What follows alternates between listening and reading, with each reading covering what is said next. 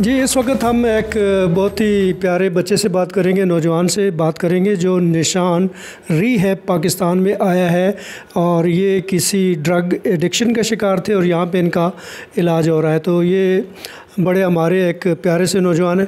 बेटा ये बताओ कि क्या हुआ, क्या कौन सा नशा शुरू किया था जो जिसने यहाँ तक पहुँचाया आपको? सर मैं कोकेन का नशा करता था जिसने मुझे इधर पहुँचाया, और मैं वैसे आया हूँ कनाडा से हूँ जी। So I was eventually I got addicted to it. I did a lot of it. बहुत टाइम से मैंने किया इसको, एंड एडिक्शन में मैं पहले भी आ सकता था इधर, बट उस टाइम मैं एडमिट नहीं करता था कि मैं एडिक्ट हूँ इस चीज़ से, क्योंकि सुकून था एक मिलता था, और I was not admitting to it. Eventually I had to admit into it, so I came here and I'm here as a willing patient. Great. ये बताएं बच्चे कि एक होती क्या है कोकेन? ये स्निफ़ करते हैं या जिस तरह चर्स पी जाती है इस तरह पी जाती है? ये मोस्टली स्निफ़ करते हैं आप, हाँ, कोकेन को। It's a powder but you sniff it. तो आपको ज़रूरत क्यों पेश आई यहाँ पे आके इलाज करो? ज़रूरत इसलिए आई क्योंकि मैं पहले भाभी कर ली इतनी ज़्यादा थी कि रात को सो नहीं सकते आप मेंटली बहुत डिस्टर्ब रहते हो, रिलेशनशिप ख़राब हो जाते हैं। So I decided it's time to move on, so that's why I was. So for how long you have been here? I been here almost 2 months। Parents भी इधर ही हैं या पेरेंट्स कनाडा में ही हैं, मैं खुद इधर आया हूँ।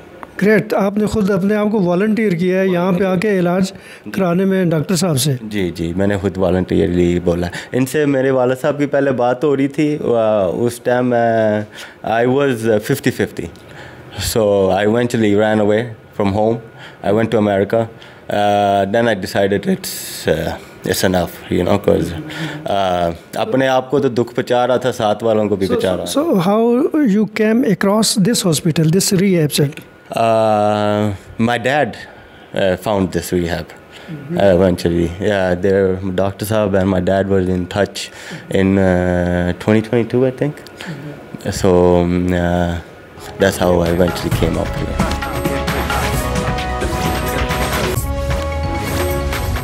जनाब, ये है एक जगह जहाँ पर अगर कैमरामैन रिजवान आपको पैन करके दिखा सकें तो ये खूबसूरत पेंटिंग्स जो किसी आर्टिस्ट की बनी हुई आपको लग रही होंगी, या फिर लग रहा होगा कि किसी अलहमरा की आर्ट गैलरी है, तो ये मेंटल हॉस्पिटल है। और ये तमाम पेंटिंग्स उन लोगों की बनाई हुई हैं जिन्हें आप नफ्सियाती मरीज़ कह के ठुकरा देते हैं और आप कहते हैं कि इससे तो बात करने का फ़ायदा ही नहीं है। मैंने डिस्टर्ब तो नहीं किया आपको? आप बड़े गौर से बना रहे थे। नहीं, मैं क्या कर रहे हैं? ये अल्लाह मोहम्मद रमज़ान के महीने में पढ़ता रहता हूँ अल्लाह के नाम, तो इसलिए मैंने अल्लाह मोहम्मद दोनों नाम लिखे हैं।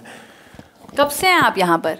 मैं 2 या 3 साढ़े 3 महीने हो चुके हैं। अच्छा, तो बेहतर महसूस कर रहे हैं? बेहतर महसूस कर। क्या हुआ था, क्यों आ गए यहाँ पर?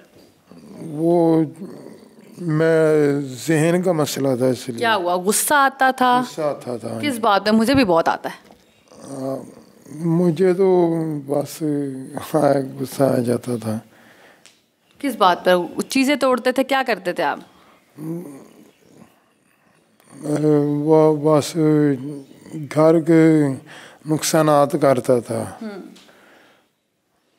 कौन यहाँ पर छोड़ गया? बाजी छोड़ के गई। तो आती है मिलने बाजी? हाँ जी, आती हैं। अच्छा, मैं एक्सपर्ट ओपिनियन यहाँ पर लाजमी लेना चाहूँगी। डॉक्टर अहमद हमारे साथ मौजूद हैं। Sir, thank you so much. बड़ा वेल ऑर्गेनाइज्ड और वेल मैनेज्ड है। मुझे बताइए कि आज मैं पहले सोच के आई थी कि फ़ैसिलिटीज़ पर बात करूँगी कि सरकारी फ़ैसिलिटीज़ क्या हैं, लेकिन सबसे बड़ा कॉज मुझे ये लगा कि एडवोकेट करना चाहिए कि कितना बड़ा मसला है इन लोगों में, नहीं हम में। तो किस किस्म के पेशेंट ज़्यादा हैं और आप क्या देख रहे हैं गुज़िश्ता 5 साल में? डिप्रेशन की रेशो बढ़ी या कौन सी ऐसी चीज़ है? एक्चुअली लाइफ में हमने अपनी लाइफ को बहुत ज़्यादा स्ट्रेसफुल कर लिया है और स्ट्रेस हमारी लाइफ में बहुत ज़्यादा बढ़ता जा रहा है। अब जब स्ट्रेस बहुत ज़्यादा बढ़ जाता है तो हर बंदे की हैंडलिंग कैपेसिटी एक लिमिटेड होती है और फ़र्क होती है।